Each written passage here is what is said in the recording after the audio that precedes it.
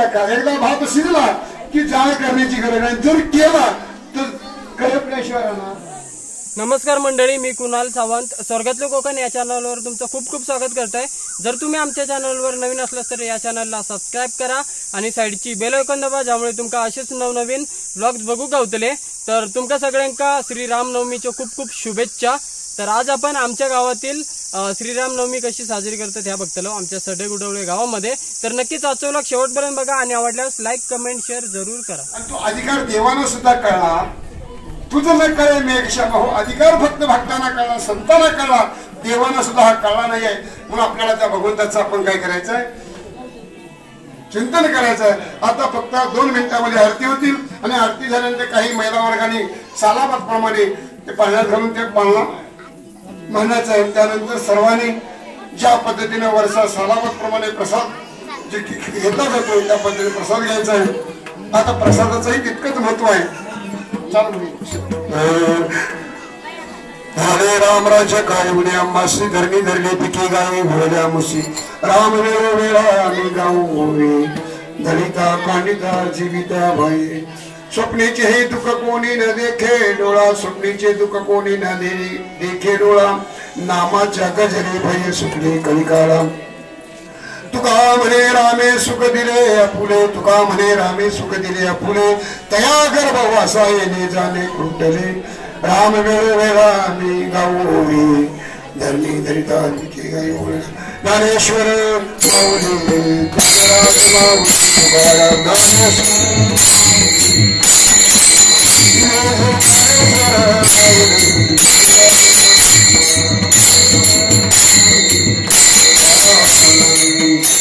शिजण्यामध्ये जाळ वायाची का एकदा भात शिजला की जाळ करण्याची गरज नाही, जर केला तर करपल्याशिवाय राहणार.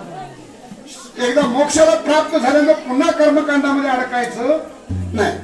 एकदा सात्याला पोहोचल्यानंतर बघा गटार कशाला मिळते, एखाद्या नाल्याला मिळते, नाला एखाद्या गंगेला म्हणजे एखाद्या ओढ्याला मिळतो, ओढा एखाद्या नदीला मिळतो, नदी एखाद्या सागराला तो मिळते. तो गटारामध्ये येत नाही, ती सागर रूप होते. तसं जीवानं हळूहळू त्या स्वरूपाला एकदा ताज्यात्मस्वरूपाने जुटला की एकदा तात्म्याचं जीव आणि ब्रह्म ऐक्य झालं, तेव्हा जीवाचं आणि ब्रह्माचं ऐक्य म्हणजे मी आणि देव एक आहे ही अनुभूती आल्यानंतर देवाला पोहोचणे. देवच आपण आहे, हे सगळे देवच आहेत आणि आपण सुद्धा देव आहे ही अनुभूती आल्यानंतर हे परत करणे. म्हणून तुकोबा म्हणतात तुका म्हणे आम्हा कळले ज्यांचे वर्म जे जे कर्म धर्म नाशिव नंतर जे केलेले कर्म नाशी असंच कारण आहे. मग पुन्हा अडकायचं नाही, शिजल्यावर जाळ करायचा. शिजे पात्र मात्र भरपूर साधनं लागतात, लाकडं लागतंय, भांडं लागतंय, पाणी लागतंय.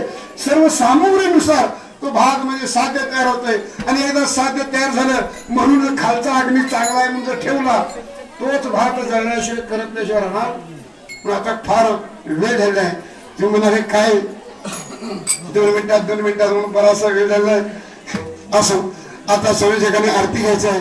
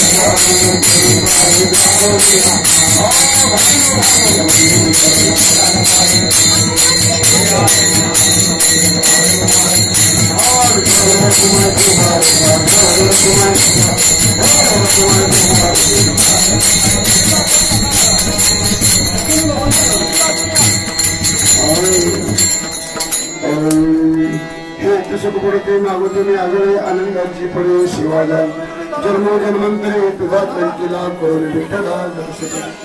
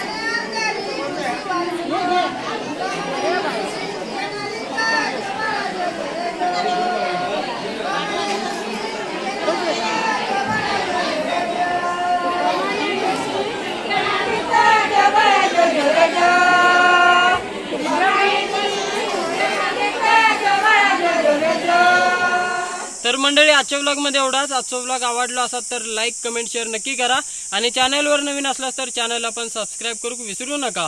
आता आपण पुढच्या व्लॉग मध्ये भेटूया, तोपर्यंत काळजी घ्या आणि सैन रहा। जय श्रीराम।